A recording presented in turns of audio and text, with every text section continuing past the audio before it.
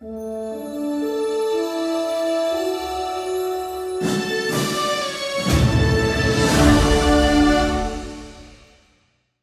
kaldırma ameliyatı var ve eğer bu göbekle kombin edilirse de 360 diyorsunuz. 360 dediğiniz bayağı komple etrafı çepeçevre bir ağacın gövdesini düşünün. Çepeçevre döndüğümüzü düşünün. 180 olursa ön, evet. bir 180 de arka, 360. İkisi. Ne yapıyoruz? Hastayı ters çeviriyoruz, yüzüstü çeviriyoruz. Şimdi önünü yaptınız, diktiniz mi yoksa açıkken mi yapıyorsunuz? Hayır, önünü yapıyoruz, dikiyoruz, kenarlara kadar geliyoruz. Burada köpek kulağı dediğimiz dog ear'ları kalıyor ve duruyoruz. Bunları özel kapamalarla kapatıyoruz. Hastayı yüzü koyun çeviriyoruz. Tekrar boyuyoruz. Bütün hazırlığı baştan yapıyoruz. Hani bazı bayanların belinde böyle kelebek kanadının dövmesi vardır. Şöyle poposunun üstünde. Evet, evet. Öyle bir kelebek kanadı şeklinde bir çizim yapıyoruz poponun üstüne. Poponun üstüne.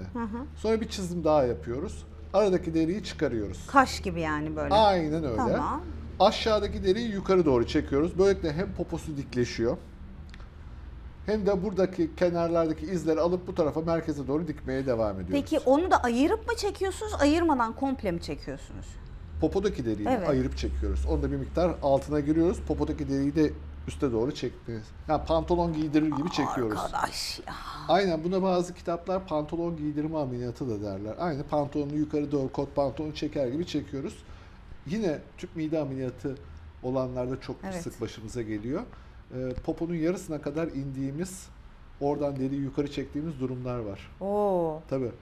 Ama şimdi poponun anatomisini gözümün önüne getirmeye çalışıyorum. Ama o hastalarda poponun kurvatürü dediğimiz arkaya doğru o projeksiyon Evet. çıkıntısı çok azalmış oluyor. Deri böyle büzüş Evet. üst deri özellikle kendini bırakmış oluyor. O deriyi çektiğinizde ütülenmiş gibi dümdüz oluyor deri. Ama o zaman muhtemelen şöyle V gibi çekiyorsunuzdur değil Tabii mi? V gibi Kenarları? çekiyoruz. Aynen öyle. Ha. Çünkü merkezde aşağıda, yanlarda yukarıda şöyle V gibi yukarı çıkılıyor. Ha, ondan sonra onu da dikiyorsunuz. Onu da dikiyoruz. Böylelikle bütün çepeçevre dikmiş oluyoruz. Anladım. Tabii bu iki karın germe ameliyatı, ters karın germe, düz karın germeyi beraber yapmış oluyor. Bu biraz daha işi uzatıyor. Bunu bazı hastalar tek tek yapalım hocam diyor. Anladım, 360'a ihtiyacım var. Geleyim diyor, önce karnımı yap, 3 ay sonra geleyim sırtımı yap diyor. İkisini aynı anda yap diyenler de var. Hangisi daha mantıklı? Her zaman kısa ameliyatları yapmak çok daha iyidir. Bir büyük ameliyattansa. Cerrahide hep şu vardır. En kısa ameliyatı yapabiliyorsan en kısa sürede başarılısındır. 2 tane kısa ameliyat yine başarılısındır. Bir tane uzun ameliyat, bir kanser cerrahisi diye bir şey değil. Bu kadar riski, hani 2 artı 2 4 saat veya 3 artı 3 6 saatlik ameliyattansa 2 tane 3 saatlik ameliyat tartışılabilir. O anestezide daha uzun kalmaması için Aynen hastanın. öyle. Yara iyileşmesi bozulursa, mesela karın germe hastasının ameliyattan sonra karnı öne doğru bükük şekilde, yani sırtı yüksekte yatırıyoruz. Ama sırt germede yaparsan bu sefer o şekilde yatıramıyorsun. Niye? Bu sefer sırtındaki dikişler Ne açılır. oluyor onlar? Nasıl Tuvalete yapıyor? oturması zor olabiliyor, doğrulması zor olabiliyor. Sopa O zaman gibi dümdüz mü? düz yatırıyoruz öyle bir durumlarda hastayı. Çok konforsuz olur ama Tabii, büyük ikisini ihtimalle. birden yapmak gerçekten konforu biraz daha bozabiliyor. Mesela karın germeyle uyluk germe ameliyatını da ben çok tavsiye etmiyorum. Çünkü uyluk germede kasığa kadar iz var. Üstünde hemen bir iz daha var. Hasta tuvalete oturacak, klozete otururken, kalkarken bacaklarını açamıyor, doğrulamıyor. Gerçekten zor oluyor. Karın germeyle en çok kombine ettiğimiz ameliyat meme dikleştirme, meme küçültme veya meme büyütme ameliyatı.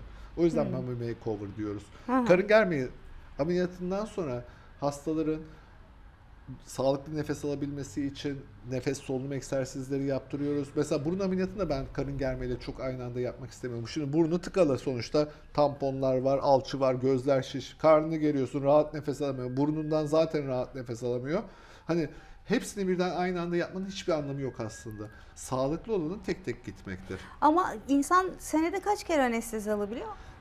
Şimdi önceden günümüzdeki kullandığımız anestezi maddelerinden çok önceki yıllarda eterler, halotan anestezilerin olduğu zamanlarda bunların arasını açmak zorundaydık. Çünkü bunlar çok karaciğere çok zarar verici maddelerdi. Artık günümüzdeki ilaçlar hiç öyle değil. Tabii estetik nedenle değil ama zaruri nedenlerle ben aynı gün içinde 3 kez üst üste ameliyata alınmış hastalar biliyorum.